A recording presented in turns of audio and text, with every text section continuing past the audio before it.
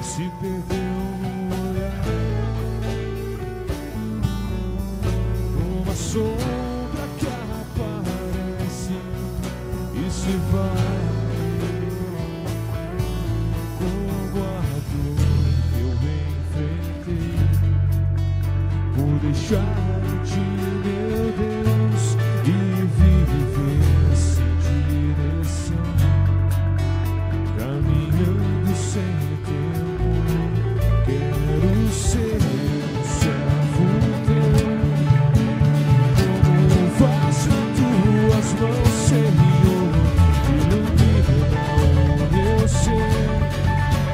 O meu coração é teu, Senhor. Encontrei o meu lugar, o caminho a trilhar. Só em ti tenho paz. Nos teus braços encontrar o sentido de viver. Viver teu amor.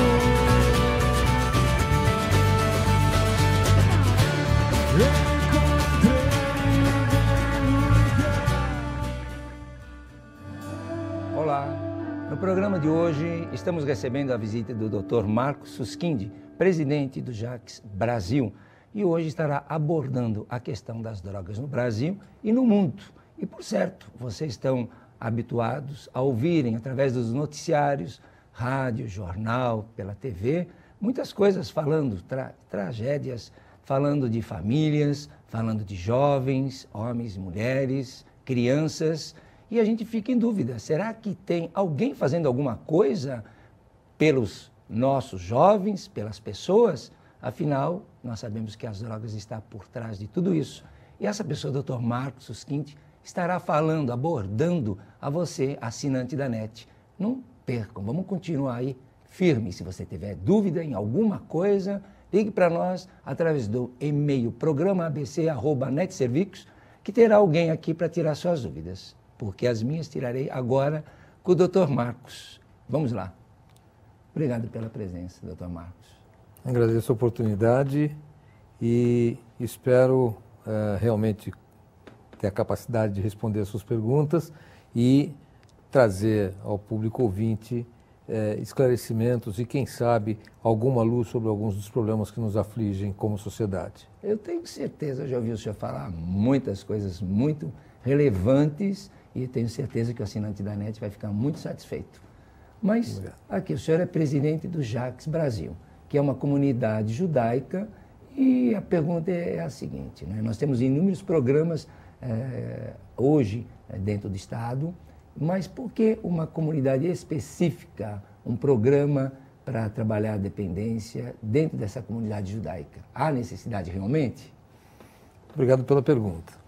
A pergunta é interessante. Na verdade, nós temos hoje, espalhados por todo o país, uma série muito grande de instituições que ajudam pessoas e famílias na questão da dependência química, seja na área de prevenção, seja quando a doença já se instalou na área de recuperação, tratamento, etc. Mas ocorre que a comunidade judaica tem algumas características interessantes. Por ser uma comunidade bastante pequena no país e, de alguma forma, muito interrelacionados, os membros da comunidade são muito interrelacionados, o que nós vemos é o seguinte: nós temos um número percentual de judeus que se envolvem com drogas um pouco menor do que a comunidade ampla.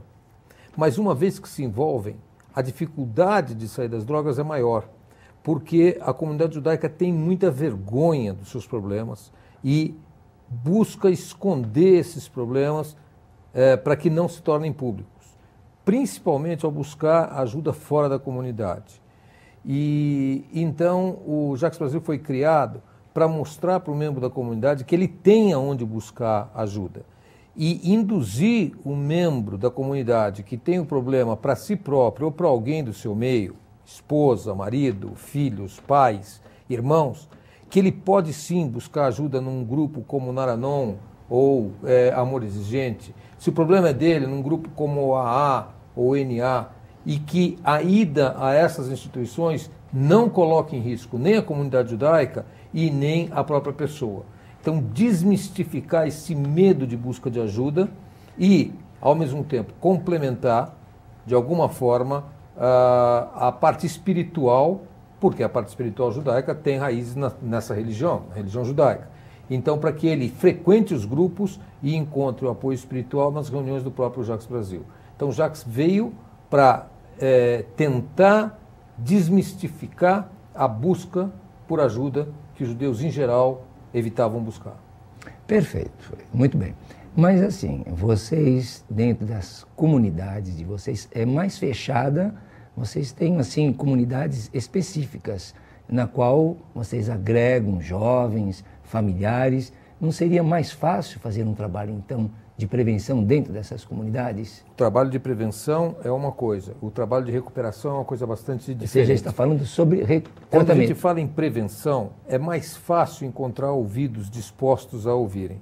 Mas quando você fala em recuperação, uma vez o problema instalado, é aí que as comunidades pequenas têm vergonha. Isso não é uma característica única da comunidade judaica. A gente vê isso em todas as comunidades pequenas. Se você for olhar a comunidade de imigrantes coreanos, se você for olhar a comunidade armênia, se você for olhar a comunidade luterana, enfim, se você for olhar as pequenas comunidades, que numericamente não são muito grandes, e aonde a convivência entre os membros da comunidade é muito íntima, todas as pequenas comunidades têm dificuldade de lidar com essa questão, porque tem a vergonha da censura na sua própria comunidade. Então, dentro da comunidade, tenta não se expor por medo, porque todo mundo se conhece, então procura não se expor por medo da crítica dos seus iguais, e fora da comunidade não se expõe porque tem medo que ele, um coreano que vai procurar ajuda, então todos os coreanos são drogados, então ele precisa se preocupar em não se expor e não expor a sua comunidade, judeus, armênios. Então isso é muito comum e é interessante. Quando nós começamos o programa do Jacques Brasil, alguns anos atrás, nós começamos em 1999 e oficializamos em 2001, houve uma reunião muito importante sobre a questão de droga-adicção em Campinas, onde havia gente de diversos países do mundo, e me coube o privilégio de fazer uma apresentação sobre o Jacques Brasil, os motivos que nos levaram a fazer o Jacques Brasil e os motivos que nos levavam a continuar nessa luta para desmistificar a questão da dependência química, que não é uma sem-vergonhice ou uma safadeza, mas sim uma doença. E ao final da reunião, eu já recebi duas pessoas de comunidades minoritárias me perguntando se eu poderia ajudá-los a criar programas para essas duas comunidades e posteriormente por e-mail mais 4 comunidades diferentes. Eu não quero mencionar os nomes porque eu acho que eu não foi autorizado, mas pedindo ajuda de como implantar um sistema similar em comunidades pequenas. E assim, o que vocês abordam para a comunidade? Dentro da comunidade, em primeiro lugar, nós abordamos e esclarecemos que a dependência química é prevenível. Então, você pode evitar o aparecimento da dependência química. E você, para isso, precisa trabalhar em alguns pilares. Educação é o principal deles. Educação é fazer o jovem entender o problema e não apenas conhecer o problema. É sabido que conhecimento do problema por si só não é suficiente. Se a gente pode pensar no meio médico.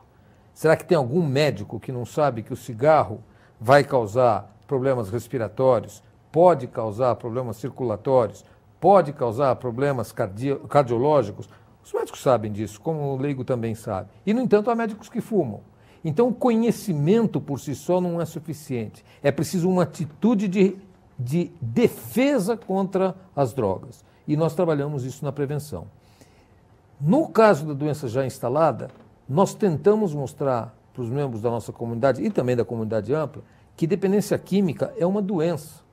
Assim como não devo ter vergonha de procurar ajuda se eu tenho uma avó diabética, eu não devo ter vergonha de procurar ajuda se eu tenho um irmão com problemas pulmonares, se Deus me livre, meu pai tem um câncer.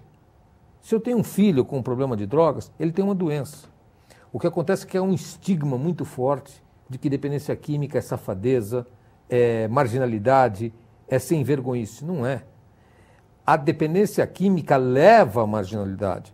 A dependência química leva a algumas atitudes que o elemento acaba fazendo que são antissociais. Mas a dependência química é uma doença na sua essência. Se você conseguir tratar a doença, todos esses sintomas, consequências dessas doenças, tendem a diminuir e até desaparecer. E é isso que nós tentamos mostrar, tanto dentro da comunidade pequena, que é a comunidade judaica, como na comunidade ampla, na sociedade brasileira, de que a dependência química pode ser evitada e, se ela já ocorreu, ela pode ser tratada. E no caso, por exemplo, você está dizendo que as pessoas da comunidade sentem vergonha de se expor ao grupo, para não comprometer o grupo. Essa vergonha já não inibiria, não seria uma arma preventiva ou mais poderosa a favor deles, por esse medo de se expor? Você vê que isso ocorre? Olha, eu te diria com muito mais propriedade que isso ocorria em muito grande escala. Nos anos 50, por exemplo, não existiam judeus dependentes químicos, quase nada, alcoolistas, o número era desprezível, o número de judeus alcoolistas nos anos 50. A situação chegou a tal ponto que no meio dos anos 60, um autor americano chegou a escrever um livro onde ele propunha que, se todos os outros métodos de lidar com o alcoolismo falharam, cabia à família convencer o seu membro a se converter ao judaísmo porque os judeus não são alcoólicos. Isso é uma visão absolutamente errada da realidade. O que acontece é que os judeus, nos anos 50 e 60, eram muito pouco aceitos na sociedade ampla. E na sociedade pequena que eles viviam, o álcool não era um fator de integração. A partir dos anos 60 e com mais vigor a partir dos anos 70, os judeus passaram a ser aceitos muito mais abertamente na sociedade ampla. Então você começou a encontrar judeus gerente de banco, judeu diretor de empresa, judeu chefe de vendas. E como eles começaram a atuar na sociedade ampla, começaram a ir almoçar com seus clientes, começaram a ser convidados para coquetéis, para festas, para reuniões, e nesses lugares começaram a beber. Começaram a beber porque o seu cliente pedia uma bebida e ele acompanhava. E, como nós sabemos, a dependência química só se instala pela experimentação. Se você não experimenta, você não vira dependente químico. Mas alguns dos que experimentam, acabam gostando inicialmente da bebida ou da droga, posteriormente acabam virando dependentes, né? É aquele processo de experimentação, uso, abuso, dependência. E aí nós começamos a encontrar judeus de forma crescente dependentes de álcool e drogas. Eu diria que hoje, na comunidade judaica, nós temos um índice de alcoolismo significativamente menor do que na comunidade ampla. Se você pensar que aproximadamente 12% da população adulta tem problemas com álcool, na comunidade judaica bem menor. É aproximadamente 7. 6, 7. Mas se você for olhar nos anos 50, esse número não chegava a 1. Nem tinha. Não chegava a 1. Era traço. Então, o problema é crescente. E o problema de drogas, eu acho que começou mais tarde ainda que o alcoolismo, mas cresceu mais rápido. Eu diria que hoje a questão de droga-adicção na comunidade judaica não deve ser, apesar que eu não tenho nenhum estudo estatístico comprovável, mas a experiência aponta para que os índices são muito similares na comunidade judaica e na comunidade ampla. No caso dos jovens,